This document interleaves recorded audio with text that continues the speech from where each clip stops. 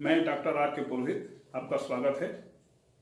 अभी हम श्रीलंका में हैं और पिछले व्याख्यान में हमने 1948 से लेकर के 1982 तक की जो विभिन्न घटनाएं घटी, उन घटनाओं के संदर्भ में भारत और श्रीलंका के बीच संबंधों का एक विवेचन पर चर्चा की थी कि श्रीलंका के मन में प्रारंभ से ही किसी न किसी कारण से भारत के प्रति एक शंका का भाव है, संदेह है। संदेह इस बात को लेकर के है कि भारत एक बहुत बड़ा राष्ट्र है और श्रीलंका उसके सामने बिल्कुल छोटा है। जनसंख्या की दृष्टि से, क्षेत्रफल की दृष्टि से, सभी प्रकार की शक्तियों की दृष्टि से, परिस्थितियों की दृष्टि से, और इस कारण से उसके मन में एक कुंठा उत्पन्न हो गई है कि भारत कहीं श्रीलंका को आत्मसात न कर लेवे। यद्यपि इसके और भी कारण हैं, लेकिन मूल बात यह है कि किसी न किसी प्रकार से श्रीलंका के मन में भारत के प्रति ऐसा संदेह उत्पन्न हो गया है और वहां का शासक वर्ग, जो भी आज तक वहां पर शासक बने हैं, सबके मन में यही भावना शुरू से रही है कि भारत एक बड़ा राष्ट्र है, वह कभी भी हमको अपने भारत में मिला सकता है, हमारे स्वतंत्र अस्तित्व को समाप्त कर सकता है। जबकि उसे डरना चाहिए चीन से, लेकिन वह भारत से ज्यादा डरता है। जबकि आज तक का हमारा अधिकार यह है कि न केवल श्रीलंका अपितु दुनिया के किसी भी देश के साथ भारत ने ऐसा कोई भी काम नहीं किया है जो उस राष्ट्र के सर्वथा विपरीत हो। यहां तक कि जो पाकिस्तान हम पर 3-4 बार आक्रमण कर चुका है, उसके साथ भी हम उदारता पूर्वक व्यवहार करते रहे हैं। तो आज देखें, भारत और श्रीलंका के बीच सबसे बड़ी समस्या जो है वह है तमिल समस्या। तमिलों की संख्या लगभग 10 लाख के आसपास है, 10 लाख से ज्यादा है। इन तमिलों के साथ प्रारंभ से ही श्रीलंका की सरकार ने भेदभावपूर्ण व्यवहार किया। 1948 में श्रीलंका को स्वतंत्रता मिली और 1948 में ही जब नई सरकार बनी, जॉन कोटलावाला प्रधानमंत्री बने, तो उसी समय से ही श्रीलंका में निवास करने वाले तमिलों के साथ इसने ऐसा व्यवहार किया जो किसी भी अन्य देश में एक शासक अपनी जनता के साथ ऐसा व्यवहार नहीं करता। श्रीलंका में सिंहलियों का बहुमत है। इन सिंहलियों की अथवा सरकार की शिकायत यह थी कि ये तमिल हमारे देश के नहीं है, ये भारत के तमिलनाडु से आए हुए हैं, ये पैसा कमाते हैं लेकिन ज्यादा से ज्यादा पैसा अपने देश मतलब तमिलनाडु को अपने रिश्तेदारों को भेज देते हैं। ये बात बिल्कुल सही थी। और सिंहलियों के मन में सबसे मूल जो आक्षेप था तमिलों के प्रति, वह यह था कि ये तमिल अपने आप को श्रीलंका के नागरिक, श्रीलंका के वासी नहीं समझते, अपितु वे अपने आप को भारतीय हिंदू समझते हैं, जबकि सिंहली बौद्ध होते हैं। तो ये सबसे बड़ी चीज तमिलों के बारे में कही जा सकती है कि तमिल लोग उतने लंबे समय से श्रीलंका में रहने के बावजूद वे अपने आप को श्रीलंका के परिवेश में ढाल नहीं सके, वे राष्ट्र की मुख्य धारा में अपने को आत्मसात नहीं कर सके। ये उनके बीच सबसे बड़ा फ्रैक्शन का कारण था और इस कारण से सभी प्रकार की समस्याएं उत्पन्न हुई कि रहेंगे श्रीलंका में, खाएंगे श्रीलंका में, सब काम करेंगे श्रीलंका में और अपने तमिलनाडु का गुणगान करेंगे। यह प्रवृत्ति कोई भी देश सहन नहीं कर सकता। तो अनेक कारणों से वहां की श्रीलंका की सरकार ने इन तमिलों की नागरिकता को समाप्त करने के लिए अनेक प्रकार के कानून बनाए और तमिलों के साथ उचित व्यवहार नहीं किया। तो 1948 से ही यह समस्या चली आ रही थी। आगे चल के 2 बार भारत के साथ इन तमिलों को लेकर के समझौता हुआ। एक था 1954 में प्रवासी समझौता हुआ और दूसरा था लाल बहादुर शास्त्री के समय में अक्टूबर 1964 में समझौता हुआ। लेकिन फिर भी श्रीलंका की सरकार के द्वारा इन तमिलों के साथ बहुत ही गलत व्यवहार किया जा रहा था। यह गलत व्यवहार, यह भेदभावपूर्ण व्यवहार तमिलों को पसंद नहीं आया। इसका परिणाम यह हुआ कि श्रीलंका में रहने वाले तमिल लोगों ने मिलकर के कुछ उग्रवादी संगठनों का निर्माण किया। इन उग्रवादी संगठनों में सर्वाधिक महत्वपूर्ण था लिट्टे, LTTE, लिबरेशन ऑफ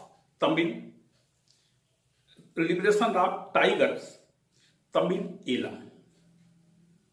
ये LTTE का निर्माण हुआ। यह न केवल उग्रवादी संगठन था अपितु यह आतंकवादी संगठन भी बन गया और इसका नेता था वी प्रभाकरण। और 1983 से लेकर के 1982-83 से लेकर के 2009 तक इसने ऐसे ऐसे कारनामे किए, ऐसे आतंकवादी घटनाएं इसने घटाई कि दुनिया के किसी भी देश के इतिहास में ऐसी आतंकवादी गतिविधियां किसी एक देश में नहीं घटी। विशेष करके श्रीलंका का उत्तरी क्षेत्र, उत्तरी पूर्वी क्षेत्र जिसे जाफना कहते हैं, इस जाफना में तमिलों का बहुसंख्यक है, तमिलों की बहुत संख्या है। तो इस क्षेत्र में उन्होंने ऐसे तबाही मचाई तमिलों की सुरक्षा को लेकर के कि पूरी श्रीलंका की सरकार हिल गई और इसने मानव बम का पहली बार निर्माण किया। 50 मानव बम बनाए और इसमें हजारों लोगों की हत्याएं हुई। कई मंत्री मारे गए, प्रधानमंत्री मारे गए, राष्ट्रपति मारे गए, सांसद भी मारे गए, सैनिकों की हत्या हुई। लगातार यह गतिविधियां चलती रही और इन्हीं एक मानव बम में से एक मानव बम ने राजीव गांधी को भी मार डाला था। तो ये मानव बम की घटना ये तमिलों के उग्रवादी संगठन LTTE की करामात थी। बहुत ज्यादा ये उग्रवादी संगठन आतंकवाद की विभिन्न प्रकार की घटनाएं इसने घटाई और श्रीलंका की सरकार में उथल पुथल मचा दिया। जब बहुत ज्यादा होने लगी इस प्रकार की आतंकवादी घटनाएं तो श्रीलंका की सेना ने जाफना को चारों तरफ से घेर लिया और वहां की नाकेबंदी कर दी ताकि कोई भी बाह्य सहायता उसको न मिलने पाए। परिणाम स्वरूप भारत ने क्या किया? यह भारत का कदम ठीक नहीं था। भारत ने उन तमिलों की सहायता के लिए राहत सामग्री से भरकर जहाज भेजा। श्रीलंका की सेना ने उसको रोक दिया, श्रीलंका में आने नहीं दिया। और तब राजीव गांधी की सरकार ने क्या किया?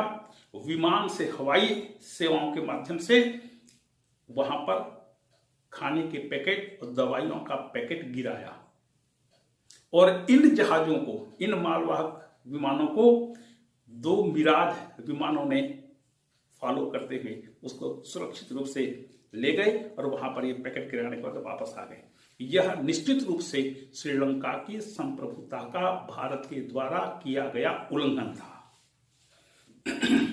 कोई भी एक संप्रभु राष्ट्र अपने राष्ट्र में एकता और अखंडता को बनाए रखने के लिए यदि वह कार्यवाही करता है तो वह उसका निजी मामला होता है, किसी दूसरे देश को उसमें हस्तक्षेप करना नहीं चाहिए। यदि वह हस्तक्षेप करता है तो वह गलत होता है। अब जाफना के उग्रवादियों को, तमिलों को, जो इस प्रकार से आतंकवादी गतिविधियों में संलिप्त थे, उनको समाप्त करने के लिए यदि श्रीलंका की सरकार कोई कदम उठाती है तो उसमें भारत को हस्तक्षेप नहीं करना चाहिए। लेकिन भारत ने अपनी शक्ति के बल पर श्रीलंका के अंदरूनी मामले में हस्तक्षेप किया, यह कह करके कि तमिल भारतीय हैं। यह चीज ठीक नहीं थी। इसके बाद भारत और श्रीलंका के बीच 29 जुलाई 1987 को समझौता हुआ तमिलों को लेकर के। यह समझौता यहां से राजीव गांधी और वहां के राष्ट्रपति जूलियस रिचर्ड जयवर्धने के बीच समझौता हुआ। इस समझौते को तत्कालीन प्रधानमंत्री प्रेमदासा ने स्वीकार नहीं किया था और वो प्रधानमंत्री इस समझौते के समय वहां पर उपस्थित भी नहीं हुए थे, प्रेमदासा। और इस प्रकार की संधि हुई जिसके अंतर्गत यह तय हुआ कि भारत अपने शांति सेना भेजेगा। ये शांति सैनिक तमिल उग्रवादियों से हथियार समर्पित करवाएंगे और वहां पर शांति की स्थापना करेंगे। समझौते की दूसरी महत्वपूर्ण बात यह थी कि जाफना में एक स्वायत्त परिषद की स्थापना की जाएगी। समझौता हो गया जिसे तमिलों ने पसंद नहीं किया। यहां तक कि राजीव गांधी जब वहां से विदा लेकर आ रहे थे तो गार्ड ऑफ ऑनर देते समय एक सिंहली सैनिक ने बंदूक के कुंदे से राजीव गांधी पर प्रहार किया था। इतना विरोध के बावजूद भारत ने यह समझौता किया। यह समझौता भी उचित नहीं था, लेकिन तमिलनाडु के दबाव के कारण भारत सरकार ने यह समझौता किया। अब जूलियस रिचर्ड जयवर्धन की सबसे बड़ी खूबी यह थी कि उसने अपनी सेना को वापस बैरक में भेज दिया और भारत की शांति सेना को लड़ने के लिए तमिलों के पास भेज दिया। और यह कहना नहीं चाहिए कि किसी समय में इन तमिल उग्रवादियों को भारत की सेना ने प्रशिक्षण दिया था। तो भारत ने अपनी शांति सेना भेजी। क्या भारत की शांति सेना पहुंच गई तो क्या तमिल उग्रवादी हथियारों का आत्मसमर्पण कर देंगे, हथियार सौंप देंगे, आत्मसमर्पण कर देंगे? सर्वथा नहीं। तो भारत की शांति सेना शांति स्थापित करने के लिए गई, लेकिन वहां पर वह लड़ने के लिए बाध्य हो गई। लगभग 2.5-3 वर्ष तक भारत की शांति सेना अपने ही द्वारा प्रशिक्षित तमिल उग्रवाद से लड़ती रही। लगभग 1200-1300 सैनिक भारत के मारे गए। जब प्रेमदासा राष्ट्रपति बने तो उन्होंने भारत से मांग की कि वह शांति सेना को वापस बुलाए, लेकिन राजीव गांधी ने मना कर दिया, हम वापस नहीं बुलाएंगे। इसके बाद जब राजीव गांधी सरकार का पतन हुआ, वीपी सिंह प्रधानमंत्री बने, तब वीपी सिंह ने अपनी शांति सेना को वापस बुलाया। बड़ी फजीयत हुई और बेआबरू होकर के निकले। इसके बाद फिर से तमिल गतिविधियां अपनी चरम सीमा पर पहुंचने लगी। ये तो 90 की बात है। इसके बाद 19 वर्षों तक 1990 में भारत की शांति सेना वापस आ गई। 1990 से लेकर के 2009 तक ये आतंकवादी गतिविधियां लगातार चलती रही। हजारों लोग मारे गए। यह माना जाता है कि 1 लाख से अधिक व्यक्ति यहां पर मारे गए थे, जिसमें सांसद भी थे, मंत्री भी थे, राष्ट्रपति और प्रधानमंत्री भी थे। इतना ज्यादा उग्रवादी गतिविधियां दुनिया के किसी भी देश में आज तक नहीं हुई थी। तब श्रीलंका के विरुद्ध यूनाइटेड नेशंस में चर्चा हुई। मानवाधिकार आयोग की बैठक में कहा गया कि श्रीलंका की सरकार अपने देश के नागरिकों के मानवाधिकारों का हनन कर रही है। श्रीलंका ने कहा, ठीक है, मैं अपने देश में जो भी कर रहा हूं अपने देश के लिए कर रहा हूं, दूसरे देश के लिए नहीं कर रहा हूं। अब प्रत्येक देश, प्रत्येक राष्ट्र, प्रत्येक शासन अपने देश की अखंडता और एकता की रक्षा करने के लिए वचनबद्ध होती है। मेरी सबसे पहली जिम्मेदारी है देश की एकता को बनाए रखना।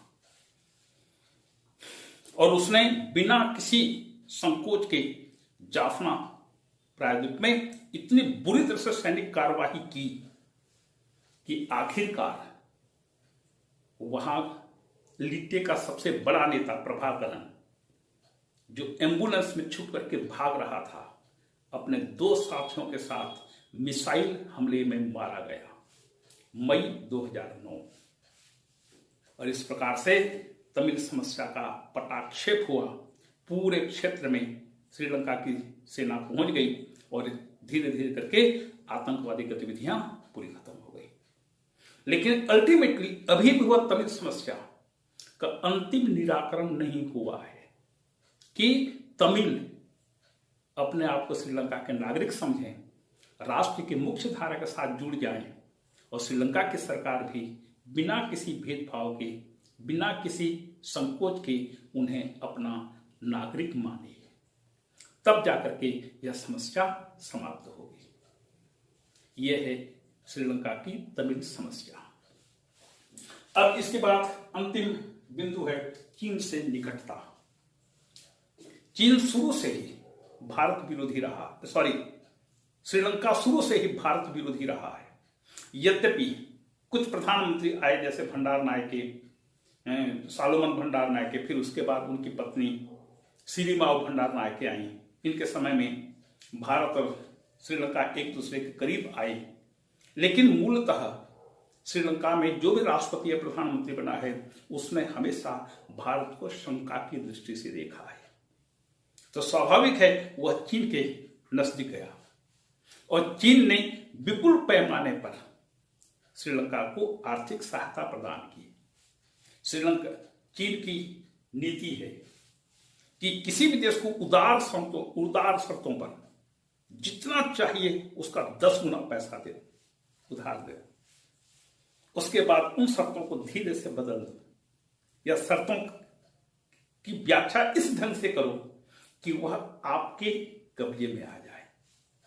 परिणाम यह हुआ कि जिस हम्बनटोटा बंदरगाह, सबसे महत्वपूर्ण बंदरगाह है, जिस हम्बनटोटा बंदरगाह के विकास के लिए चीन ने पैसा दिया था, उस हम्बनटोटा बंदरगाह पर 99 साल के लिए चीन ने पट्टा हासिल कर लिया। जिस कोलंबो बंदरगाह के विकास के लिए चीन ने श्रीलंका को पैसा दिया था, उस कोलंबो पोर्ट सिटी, कोलंबो बंदरगाह नगर, वहां पर उसने पूरा अधिकार कर लिया है और वहां पर एक इतना बड़ा टावर बना रहा है कि वहां से पूरे भारत की गतिविधियों पर नजर रखी जा सकती है। चीन लगातार श्रीलंका में कब्जा जमाने की स्थिति में आ गया है और श्रीलंका की अंदरूनी स्थिति यह हो गई है कि वहां पर इतनी बुरी तरह से आर्थिक संकट छाया है कि श्रीलंका में विदेशी मुद्रा भंडार की कमी हो गई है। वहां पर जन असंतोष लगातार बढ़ता जा रहा है। किसके प्रति? शासन के प्रति, अनेक कारणों से।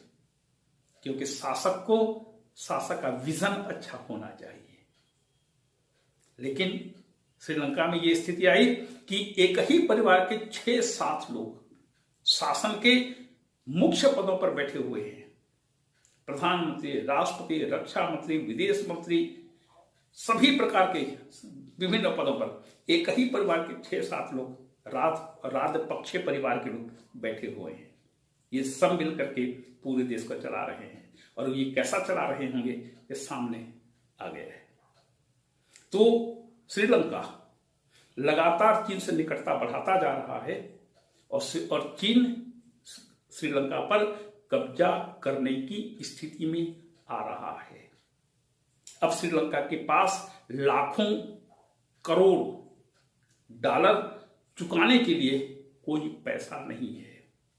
कहीं श्रीलंका का दिवालिया निकल ना जाए, क्योंकि कोई भी शासक यदि फोकट में लोगों को चीजें देता है तो समझ लीजिए देश की आर्थिक विकास की उल्टी गिनती शुरू हो गई। फ्री में बिजली, फ्री में पानी, फ्री में जर्नी, परिवहन फ्री, तमाम चीजें यदि आप फ्री करने लगेंगे तो जनता तो फ्री बीज खाने की आदत उसके पड़ी होती है। ऐसे लोगों को सत्ता सौंपते हैं और ऐसे लोग देश को बर्बाद कर डालते हैं। यही स्थिति श्रीलंका की भी हुई। वेनेजुएला का नाम आपने सुना होगा। वेनेजुएला तेल का इतना ज्यादा उत्पादन करता था कि उसका अकेले का योगदान अंतरराष्ट्रीय तेल मार्केट में लगभग 20% का था। लेकिन फ्री में उसने लोगों को सब चीजें बांटना शुरू किया। आज वेनेजुएला दिवालिया के कगार तक पहुंच चुका है और श्रीलंका में भी सरकार यही करती रही। तो ऐसे में देश का भला नहीं होगा। लोगों को यदि आप मुफ्तखोरी की आदत डाल देते हैं तो फिर वो देश के लिए सबसे बड़ा संकट हो जाता है। भारत ने कभी भी किसी भी देश की भूमि पर कब्जा की मंशा नहीं दिखाई और न कभी उसने कब्जा किया है। तो श्रीलंका का भारत प्रति जो संदेह है वह सर्वथा निराधार है। अभी भी वक्त है, यदि श्रीलंका भारत के साथ अच्छा संबंध स्थापित कर लेता है तो वह दिन दूर नहीं जब श्रीलंका की आर्थिक स्थिति, उसकी राजनीतिक स्थिति भी अच्छी तरह से बन जाए। तो यह भविष्य पर निर्भर करता है कि किस प्रकार से श्रीलंका अपनी स्थिति से उबरता है अथवा चीन के चंगुल से किस प्रकार से छूटता है, यह तो भविष्य बताएगा, अभी कहा नहीं जा सकता। इसी के साथ हमारी श्रीलंका की यात्रा संपन्न हुई। अगले दिन फिर चलेंगे नेपाल की ओर। आप सभी को धन्यवाद।